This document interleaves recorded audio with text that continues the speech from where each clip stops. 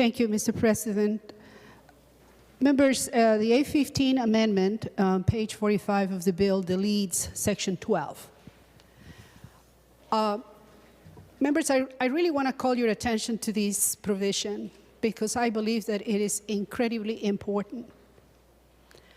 And I want to tell you, as a member of the Energy Committee, that this presentation in our committee was really not very well done. And it's such an important provision that really requires a hearing and requires to have experts in the room speaking about this issue and the position of the state and what we need to do next. I want to tell you that in many reviews of experts, they have articulated that there is no industry in the history of humanity that deserves more monitoring from government than the nuclear power. No other industry in the history of humanity. And the reason experts say this is because of what could happen, and we know that. I don't have the time to go into this, what has happened in many, many places where we have had tragic situations involving nuclear power. In committee, what we were told is that this provision was necessary because we need to talk about the possibility of expanding nuclear power in Minnesota.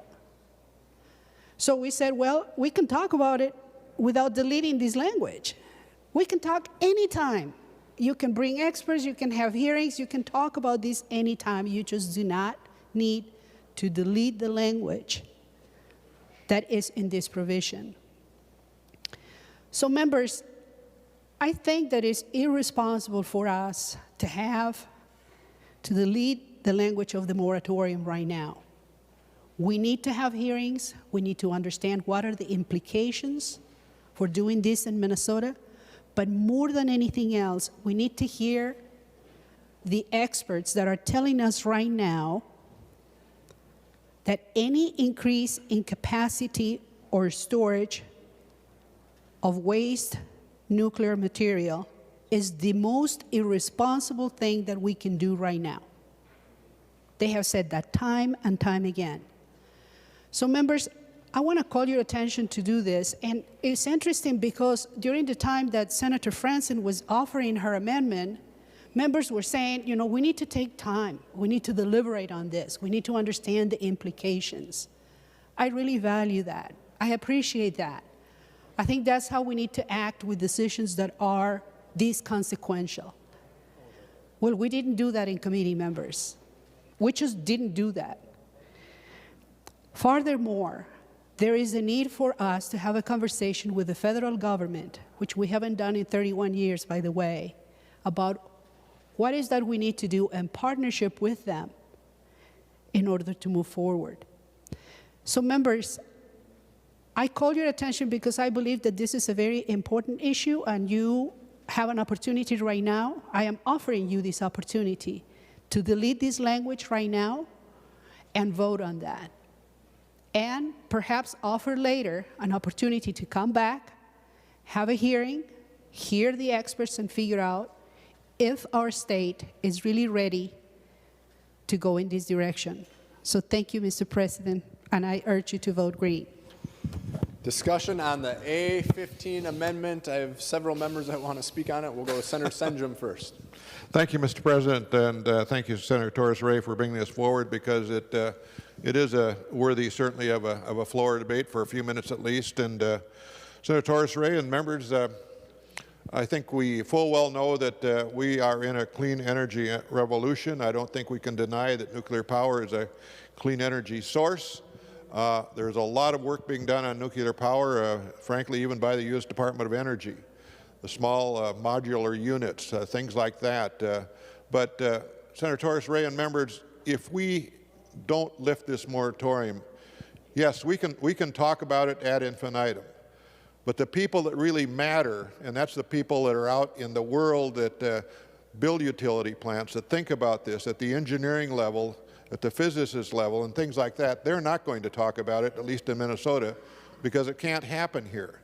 All we're doing is saying, let's lift this moratorium, let's at least let the discussion occur, and as it occurs, we can certainly ride with that and see where it goes. But lifting the moratorium is a small part of a journey toward building a nuclear power plant or anything like it. There are plenty of provisions between doing that and building that plant that people can hone in on and frankly defeat in terms of a proposal.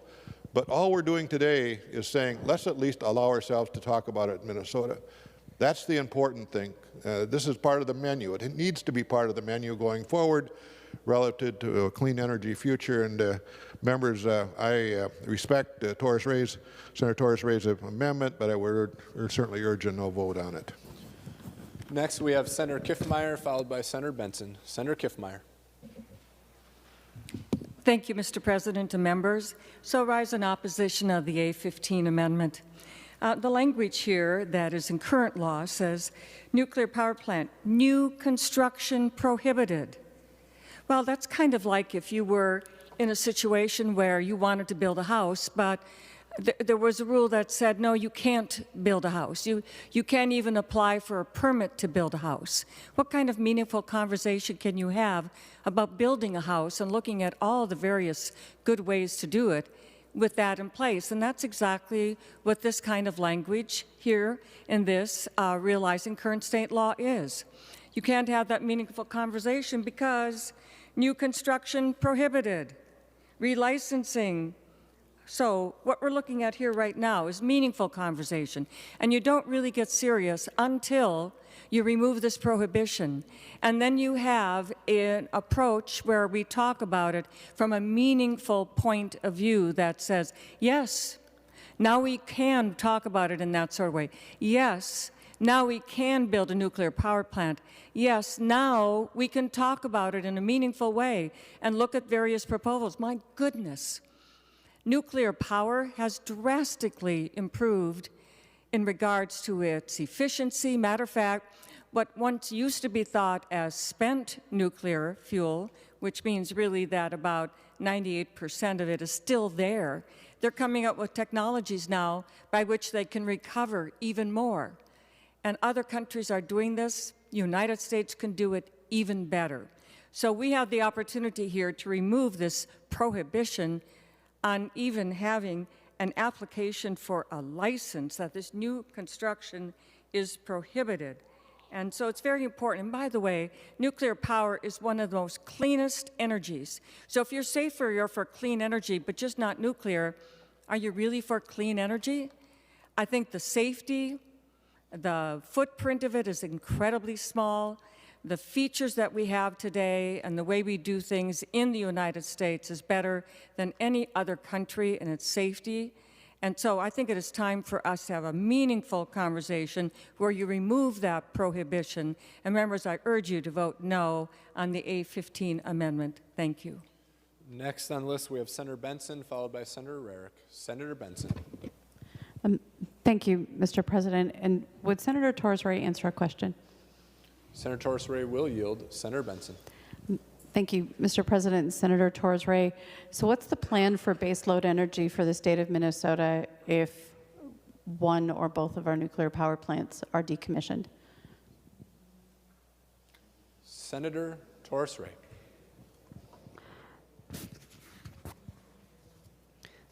Thank you, Mr. President. Senator Benson, I do not know. This is precisely why I believe that we have to have hearings on this. I do not know the answer to that question. I do not know what we're doing with our federal partners. You know, the Prairie Island tribe has said very clearly we need to have a conversation with our federal partners to create precisely that plan. So that's exactly my point, Senator Benson. This is my first time serving in the Energy Committee, so I want to know, what's the plan? What are we going to do to expand, the facilities for additional storage? Senator Bensen. Mr. President, baseload energy is what makes sure that when you flip the switch or you run your refrigerator, that there is electric potential there. to provide light and to provide cooling. And as we expand our renewable energy, wind and solar, most of the backup is natural gas, which is a carbon source. But that means we're heating our homes with the same energy source that we're backing up our electricity. So when we have a spike in spot prices of natural gas, it raises the cost of the backup to renewables, and it raises the cost of our home heating. It is not wise to put all of your eggs in one basket. As reliable and clean as natural gas is, it should not be the only basket for our baseload energy. That is why it is wise to have a conversation about well-regulated, advanced nuclear. The Nuclear Regulatory Commission has an extensive process. This isn't happening in a week, it's not happening in 5 years, but if we don't start the conversation, then we have nuclear power off the table, and we are at the whim of whether or not our nuclear power plants are going to be recommissioned. Are we going to develop massive storage for our renewable energy resources and use rare earth minerals? Nobody seems to want to dig things out of the earth and turn it into batteries, but everybody wants storage for renewables. So if we're going to have baseload backup, nuclear has to be part of the conversation. And I'd recommend a red vote on the amendment. Next, we have Senator Rarick, followed by Senator Johnson Stewart. Senator Rarick. Thank you, Mr. President and members. First, I would like to mention that we did have a hearing this year, and we did bring people in to talk about this very issue. But the thing is, right now we're only talking about whether we should have a moratorium or not have a moratorium. That's as far as the discussion can go, and it remains right here in the legislature. It's been alluded to, we need to bring more people in to this conversation because technology is changing. You'll hear that over and over again when we talk about energy. Our technology is changing at a rate that we can't even imagine.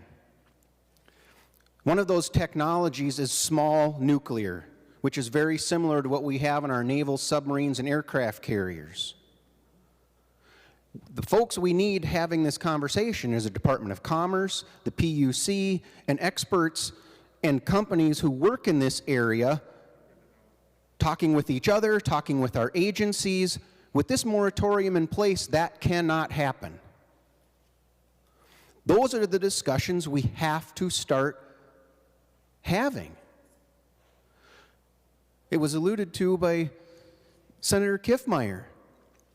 If this small nuclear gets developed, it is going to use and repurpose the spent rods that are sitting in Monticello and Prairie Island right now.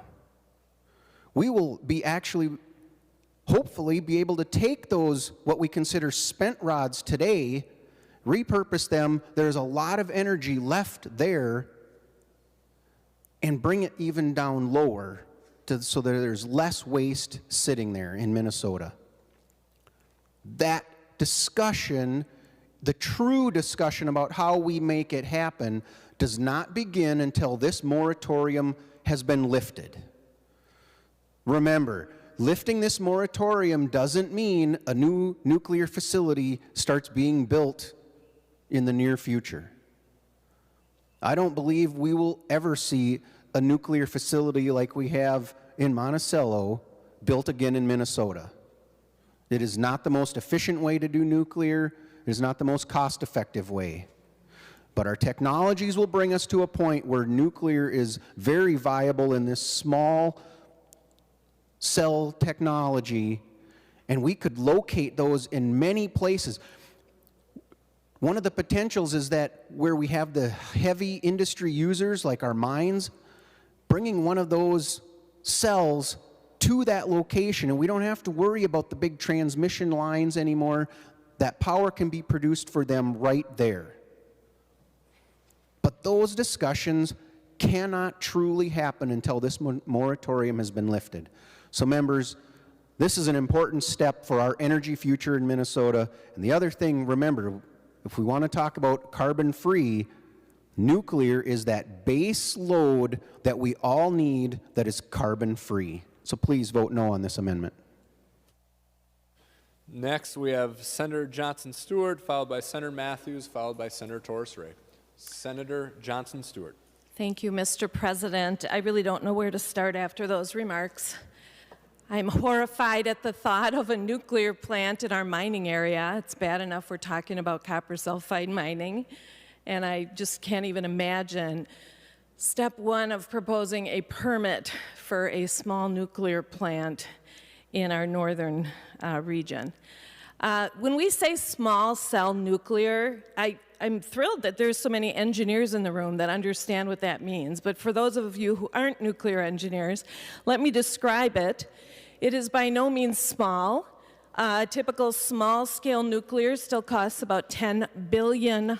It is certainly not small, and it certainly is not anything that I think we could see built around Minnesota, because I, for one, don't want one in my backyard, and I'm pretty certain that the 67 senators that serve in the Minnesota Senate would not want one in their neighborhood either. Right now, the reason we're not having nuclear plants built anywhere in the U.S. aside from the state of Georgia is because people frankly don't want them in their backyards. There was 2 nuclear plants that were under construction in South Carolina. They bankrupted the contractors that were building them, and now they sit forever abandoned. They will not continue. The one nuclear plant that you can do a simple Google search that is currently under construction in Georgia is now costing us, because frankly the federal government has subsidized quite a bit of the cost, and the citizens of Georgia $28 million. It's been under construction for 6 years. That is the typical time for building a nuclear plant after you get the notice to proceed. I have worked on many civil projects, and the notice to proceed is only granted after all of the regulatory and permitting decisions have been made. And again, I just cannot imagine any community in Minnesota approving this. Senator Kiffmeyer bemoaned the fact that we are prohibiting the construction of a certain type of power plant, when in fact we limit construction all the time. This is something that our communities do to control the kind of development we want. In Wayzata, for example, it is prohibited from we are prohibited from building a 3-story building. I'm not really horrified at that. It's called the building code, and we do it all the time. I'm considering this moratorium on nuclear energy construction to be something that we as citizens of Minnesota have determined not acceptable for our community.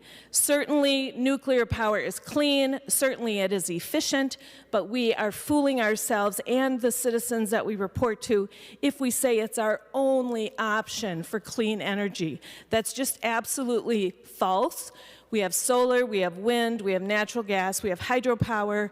There are many other options that are safer and frankly are cheaper, quicker, and easier to build. Nuclear energy does not belong in Minnesota. It does not, new nuclear does not belong in Minnesota.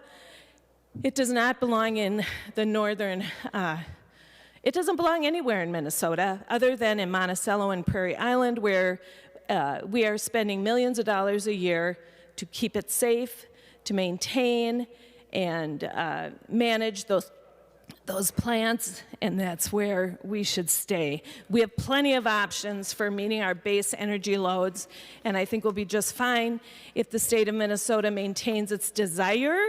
By the way, most of our citizens do not want nuclear energy plants to be built anywhere near them.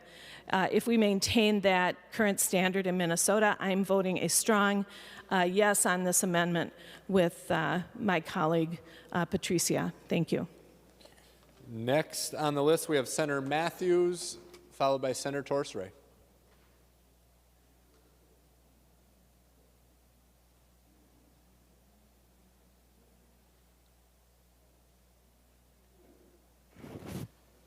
Senator Mathews. Thank you, Mr. President. And I too want to rise in opposition to this amendment. And I'd like to correct the record.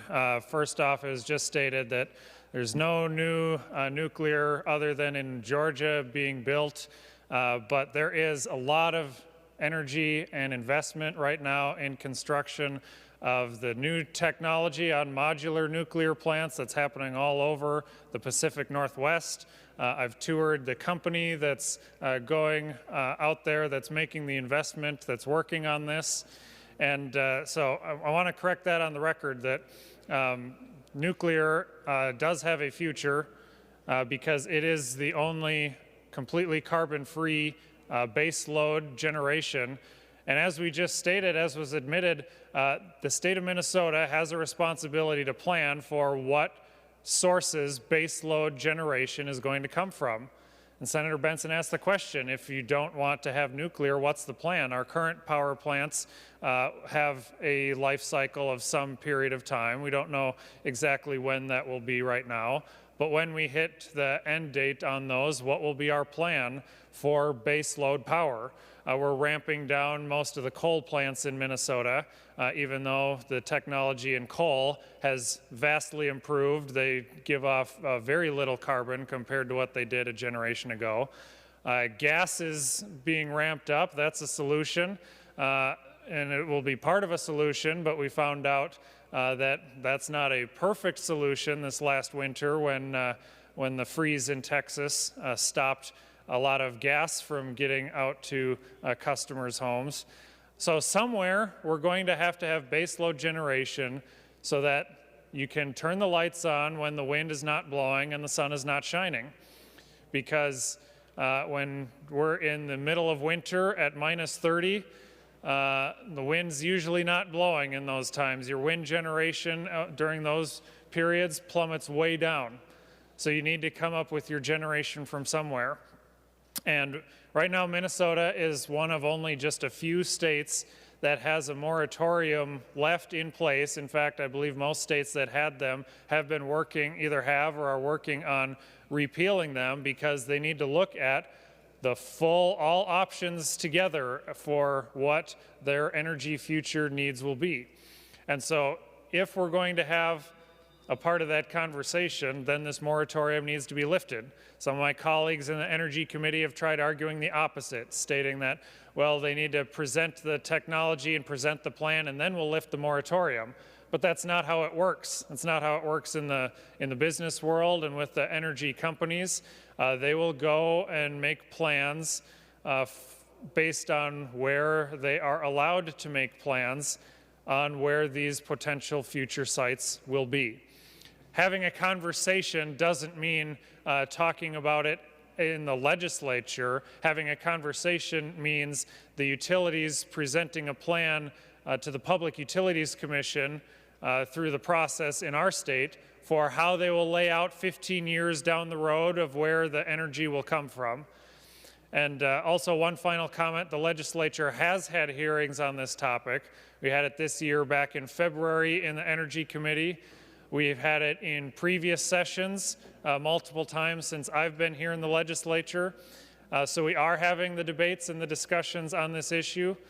And we do need to lift this moratorium so that this tool is in the toolbox down the future. It's not to say that this is the right tool down the road, but right now the law in Minnesota says you're not allowed to have this tool in your toolbox. And that's why I've supported Senator Kiffmeyer's bill on lifting the moratorium, and that's why I ask you to vote against this amendment. Thank you. Further discussion on the A15 amendment. I have Senator Torres Ray followed by Senator Marty. Senator Torres Ray. Thank you. I'm just going to conclude this, members. We just had an example of a very good conversation about nuclear power. We did it for 10 minutes, and it was excellent. We can do that for hours. So to present here the idea that we need to lift the moratorium for new construction, because this is what we're doing here with this bill, members. Just don't get confused. This is not about a conversation. You are the leading language. You're getting rid of the moratorium with your vote, okay? You can have these conversations. As a matter of fact, Mr. President, could Senator Senjem yield for a question? Senator Senjem will yield. Senator Torres Ray. Thank you, Mr. President. Senator Senjem, why don't you have a meaningful conversation in your committee and invite all of these experts and talk about what Senator Stuart Johnson said, that there are some states that are actually losing money right now, and Senator Mathews said that they really aren't, that there's just not 2 states, that there are more. I took some notes about they have banned, the growth because of cost. And then Senator Mathews said, no, that's absolutely not true, because the future, many other states are really talking about expansion. And then Senator Rarick also said that there is really a potential for small cell technology for mining. Why don't you have that? Why don't you have those hearings and talk about it, Senator? Senator Torres Ray, I Senator can't. Senjem. Thank you, Senator Torres Ray. I can't tell you the date, but we did have those hearings, and we talked about small cell nuclear, and we talked about nuclear power in general and whether or not it's got a place here in Minnesota. And of course, it doesn't, as long as we have this moratorium in place. Thus, again, Senator Kiffmeyer's bill to lift the moratorium. So, Senator Torres Ray, it doesn't hurt to talk about something. It doesn't hurt to allow engineers out in the utility community, physicists, et cetera, to talk about this. That's all we're doing with this bill. We're not building a power plant by any means. We're allowing the conversation that's necessary in order to even contemplate whether this is an option. Right now, we don't have the ability to include this as a clean energy option going into the future. And I look at these lights in this room, Senator Torres Ray, and those lights are lit for us today. They don't produce a molecule of carbon dioxide, not a molecule of NOx or TOX or sulfur or anything else. They're clean as can be, and they're working for us today. Why don't we give nuclear power at least a chance to compete with the other sources of energy within our menu? That's all I ask. That's all this bill asks. Senator Torres Ray. Thank you, Mr. President. Thank you, Senator Senjem. Members, all I want to say and finish this is we can have those conversations right now. You know, the chair is free to ask for those plans, to propose those plans, and begin to craft some ideas that people can begin to debate and understand and learn about this. Deleting the moratorium is not necessary for that. It just simply isn't. The moratorium has a different purpose. It is clear in here we're deleting the language for new construction. It just says in here, new construction prohibited, and that is being deleted. That is what this language does. So I urge you to vote green. Next on the list, we have Senator Marty, followed by Senator Kiffmeyer. Senator Marty. Thank you, Mr. President. I support Senator Torres Ray's amendment, but I'm interested by some of the opposition. We can't even talk about it. It seems we talk about this all the time.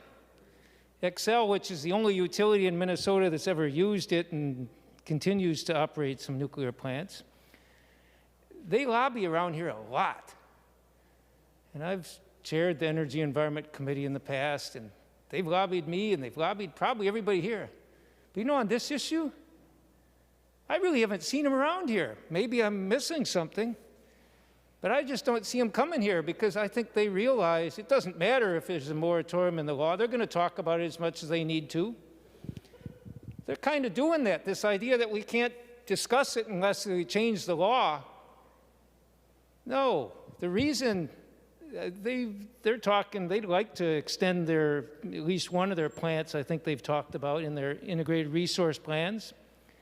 And Senator Benson, that's where they talk about what they want to do for a power load thing and so on, and they've got their version, and there are plenty of others have alternatives, and that's what will be decided by the Public Utilities Commission at some point. But the idea that they can't talk about this, they're not doing anything, thinking about it, nobody's going to think about it. The biggest reason we haven't had a lot of nuclear plants is most of the ones have been proposed in the last 2 or 3 decades have been canceled because they were too expensive. And I remember when nuclear power was such a promising technology, it's going to be too cheap to meter, where electricity was penny cheap because it was so inexpensive. Well, you know, it's interesting. Most of the technologies we have, solar, wind, storage, a whole lot of other things, price has been going down like this, and it keeps going down and keeps going down. Nuclear power, it's always been subsidized. It couldn't exist without subsidies, the Price-Anderson Act. It couldn't exist, and it's getting more expensive. And maybe some new technologies are going to come along. I've been hearing about them for about 4, 5, 6 decades. They're going to use up the waste fuel and generate more power from it, and there is the technology for that to happen. But for some reason, the cost always gets in the way, and I urge us to keep this moratorium in place and support the Torres Ray amendment to keep it in place. But I think the opponents who think that the folks who are interested in nuclear power can't even talk about it, can't plan for it, I have a feeling if Xcel Energy was on the verge of doing something, they'd be lobbying very heavily here. But let's keep in perspective the fact that they're not very visible. They may nominally support it. A few years ago when we had one of these efforts, I think from Senator Osmick, I thought they were neutral on the bill. They said, no, we support it. And I said, oh, you do? I'd never heard that before. And they said, yeah, we don't like anything that restricts our ability to do anything. But beyond that, no, they're not serious about it. So, Mr. President, I suggest we vote for the amendment and ask for a roll call. Roll call has been requested. Roll call granted. Next, we have Senator Kiffmeyer, followed by Senator Johnson Stewart. Senator Kiffmeyer. Thank you, Mr. President and members. I think just getting back to the nugget of the A15 amendment and what it does. But what is current law?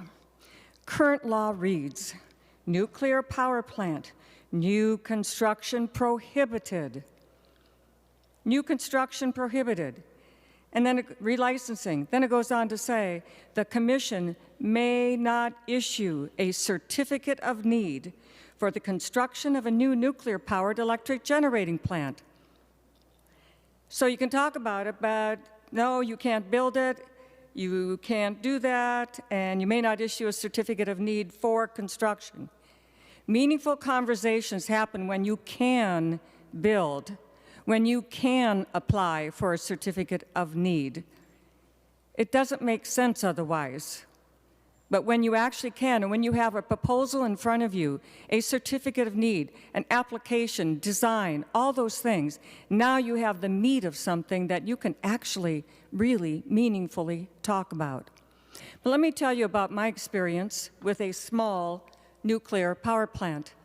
I was able to be there the day that the USS Minnesota, that's a USS Minnesota, nuclear submarine was launched.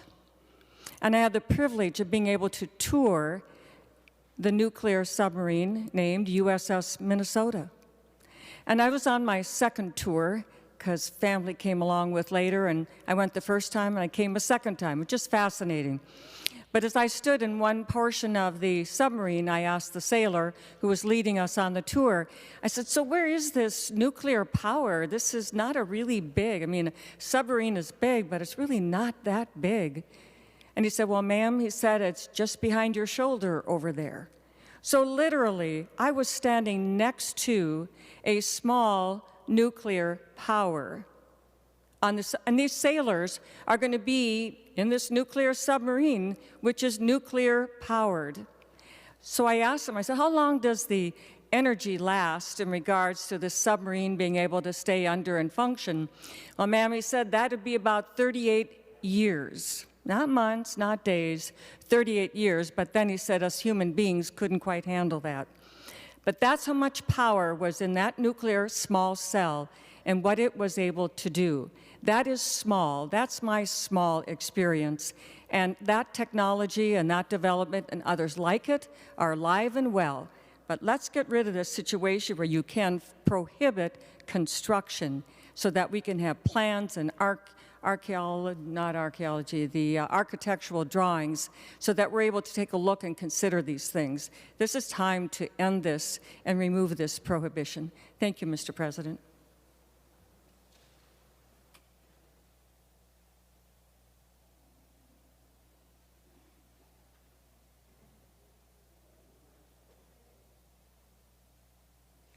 Next, we have Senator Johnson Stewart, followed by Senator Ruud.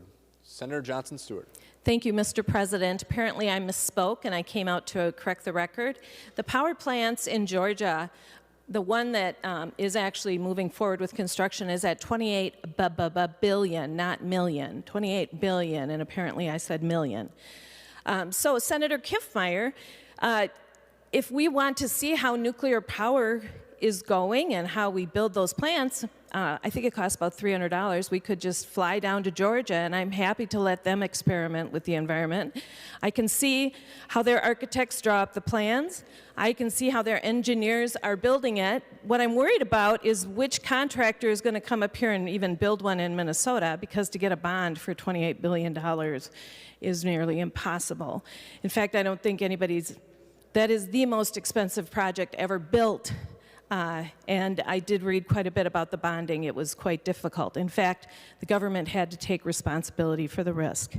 There was also two other things I wanted to correct. So again, the Georgia nuclear plant cost $28 billion, and it's not done yet. The other two things I want to correct that were said on the floor, the Texas power grid failure was not because of the natural gas. It was, in fact, their electric grid which failed, and the information about the natural gas lines freezing was, in fact, misleading. And then the third thing I want to say is solar energy actually does work even when the sun's not shining.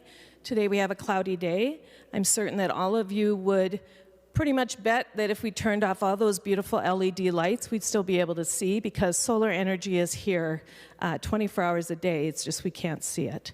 So I just wanted to clear up those false remarks and apologize for my misstatement. And again, please vote yes for Senator Torres Ray's amendment. Next, we have Senator Ruud. Thank you, Mr. President.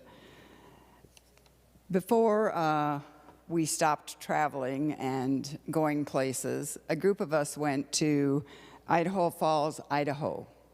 And we visited and toured the Idaho National Laboratory, which is run by the United States Department of Energy. It was probably one of the most amazing trips I have ever taken. It has the world's very first nuclear power plant. It generated the first electricity from nuclear power in 1951.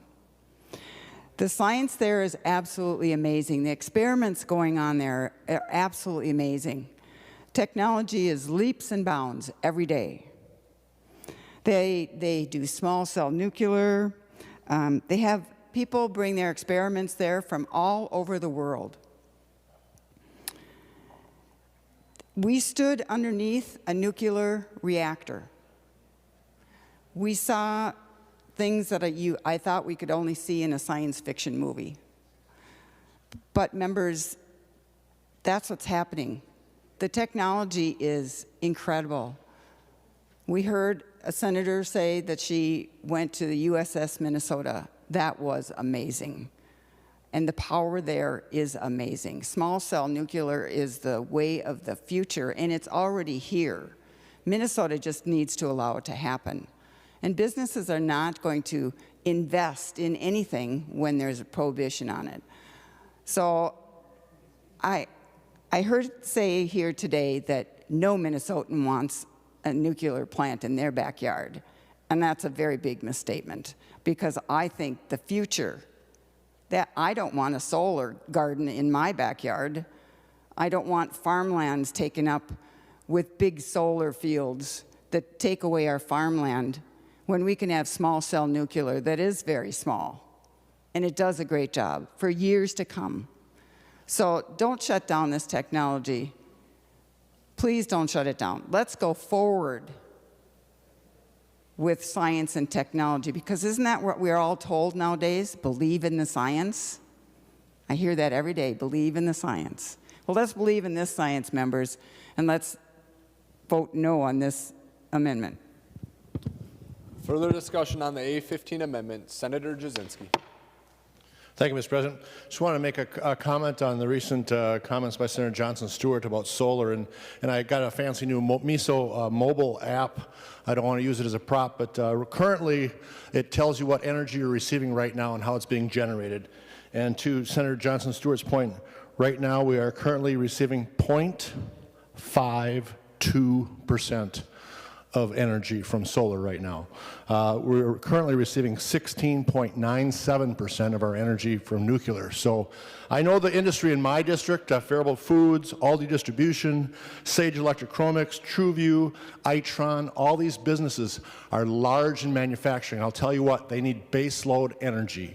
And there's nothing better than nuclear for base load energy. We need to continue to look at it and make sure we can use it as an option. Thank you, Mr. President. Final discussion on the A15 amendment, Senator Frentz.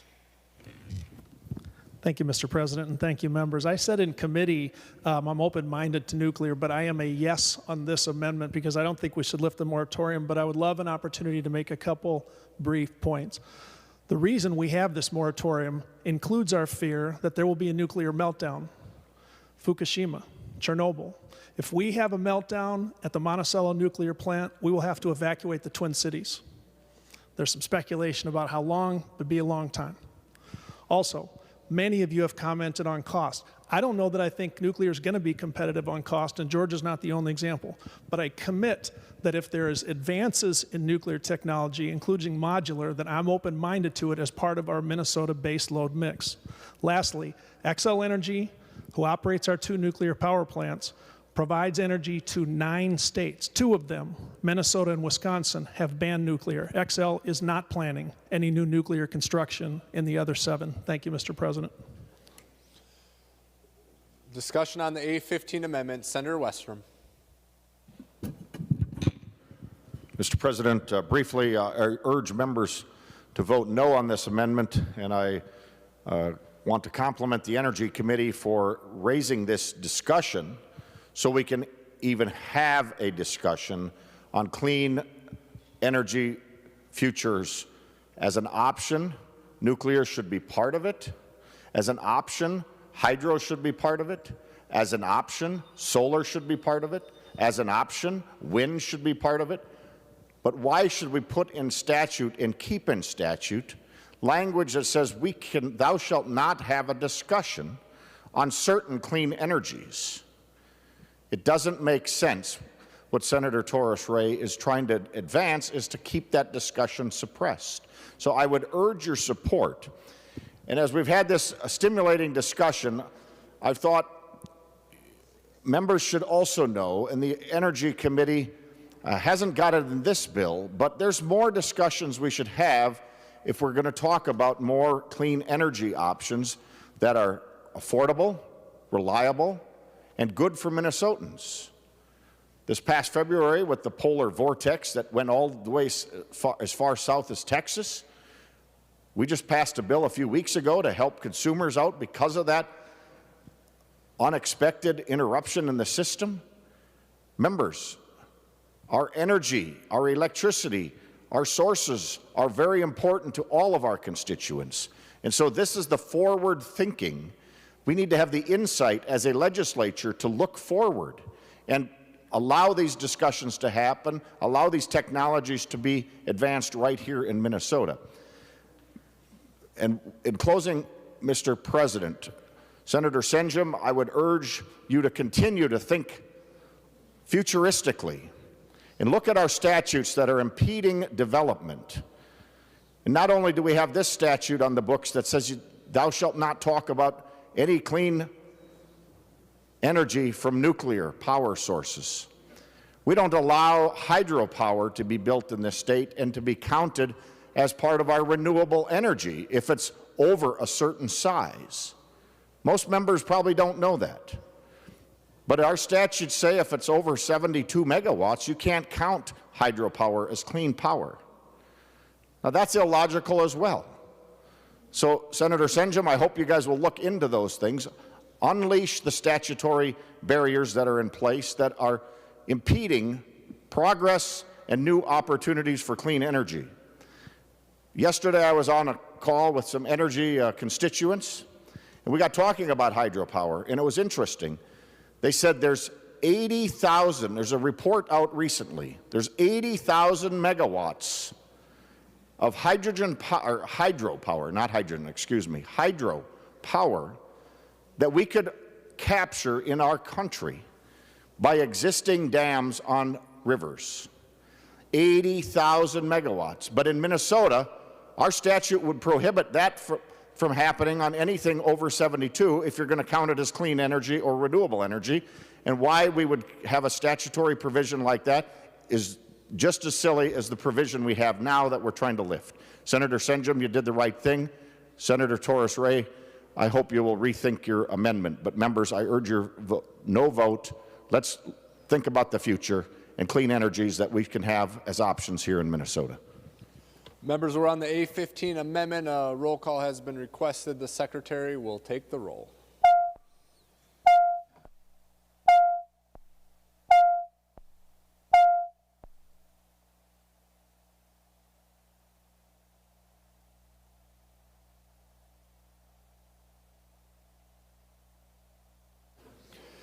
Members in the retiring room, room 303 and the President's office, please come to the chamber to vote. Retiring room 303 and the President's office.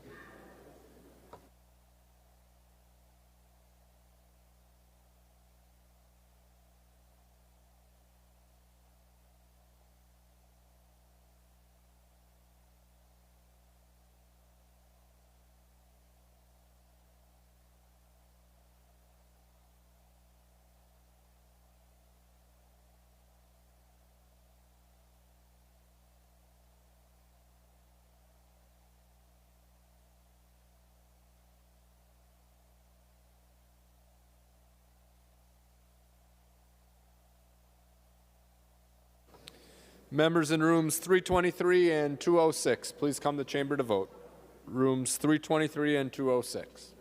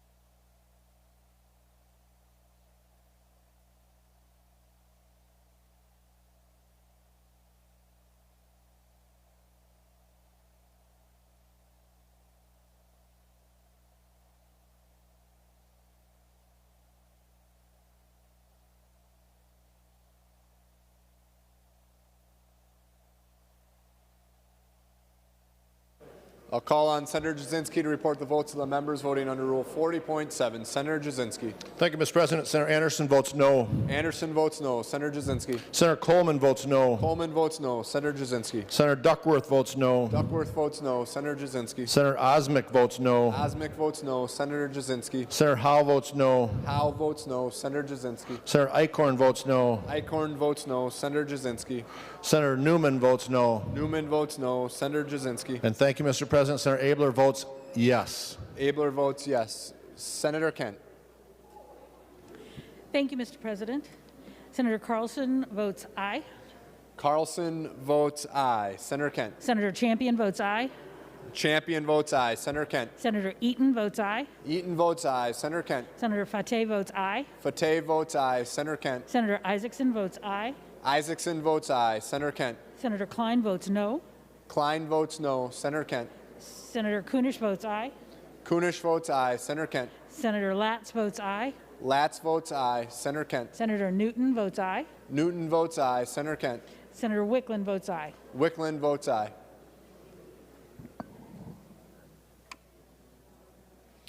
All members having voted who have the desire to vote, the Secretary will close the roll. There being 31 ayes and 36 nays, the motion does not prevail. The amendment is not adopted. Discussion on Senate File 972 as amended. Senator Torres Ray. Thank you, Mr. Chair. I hope this is a more positive amendment, and I'm hoping that I am able to get your support, members. This is the A26 amendment. Senator Torres Ray offers the A26 amendment.